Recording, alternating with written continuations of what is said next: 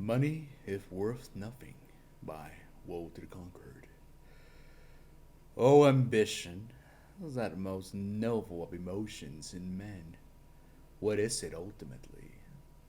Perhaps to believe that we are worth more than our current station in life, and there's a possibility to attain something greater than we have. The paths of it, you see, are plentiful.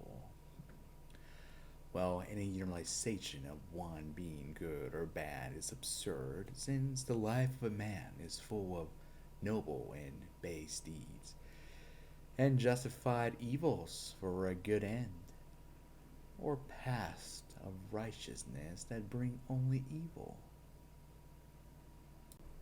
And then there's a problem of whom the hell determines what is good and evil. This is a matter of ultimately of perception.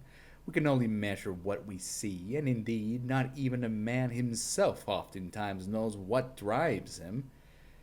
And based on what we have available, we use our own tools and judgment, the lenses and sticks to measure others' changes from person to person, region to region, decade to decade. And yet, at the present, there are always those small minds that will point and say with certainty, there is an evil man, for he thinks and acts differently than I do, and I'm a good person, and thus he must be a bad man.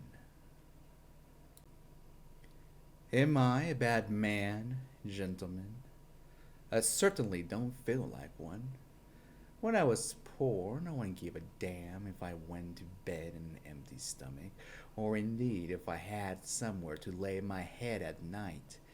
These same people, however, now say that it's not fair that I possess more than them, and I must redistribute what is mine to them, and feel ashamed of my wealth, yes, so they can have a little more luxury at my expense. All of a sudden they shout about equality when I'm the one to lose and they're to gain. But when I was poor, they defended what was theirs and had no charity in them. I remember it all, their mockery at my clothing, my skinny, hungry body, my humiliating work they constantly reminded me of.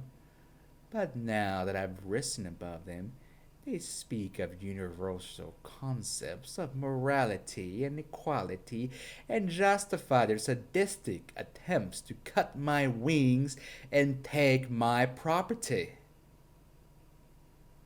You see, it is the American way to inflict violence, but only in self defense or against the bad guy. Just look at their movies. The good guy murders dozens or hundreds or even more without a care in the world. But it's so good because he's the good guy. The bullies in this country, you see, need to claim their victims reciprocating against an evil done to them or against a bad man who deserves to be attacked. And once they get the approval of the herd, they pounce on their prey, and the herd cheers with a bah, bah, and delight at the blood spilled of the bad man, as they all agree he deserved it. Am I a bad man for not bowing down to these barbarians and allowing them to pillage what I built with my own two hands? Ah, yes. They'll say I didn't build it. It was their work all along. Or they'll call me names and labels, as if that proves something in itself. Selfish, uncaring, or worse. Have you ever noticed that the people that tell you you only care about money or you're selfish are literally after your money and trying to shame you at giving it up? But I digress, dear gentlemen, I digress. I am ultimately a lonely man and can say with certainty that $1 billion doesn't buy me that which I'm missing. For you see, gentlemen, when you have poverty in your soul, money isn't worth anything. Ambition blinded me for many years, and I stayed in this game until solitude arrived. And now that I have money, I can't find someone who will sell me happiness, who will return to me my father, so I can hug him and follow his advice again.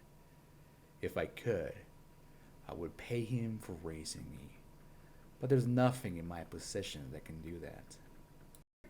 And now that I live with loneliness and sadness, I can't find a sincere love. Oh, how I miss a small town girl who, when I was poor, told me she loves me.